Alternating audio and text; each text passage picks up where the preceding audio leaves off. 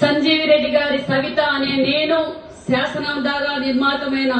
భారత రాజ్యాంగ పట్ల నిజమైన విశ్వాసం విధేయత చూపుతానని, భారతదేశ సార్వభౌమ అధికార సమగ్రతను కాపాడుతానని ఆంధ్రప్రదేశ్ రాష్ట్ర మంత్రిగా నా కర్తవ్యాలను శ్రద్ధతో అంతఃకరణ శుద్ధితో నిర్వహిస్తానని, భయం గాని పక్షపాతం గాని రాగద్వేషాలు గాని లేకుండా రాజ్యాంగాన్ని శాసనాలను అనుసరించి ప్రజలందరికీ న్యాయం చేకూరుస్తానని దైవ సాక్షిగా ప్రమాణం చేస్తున్నాను.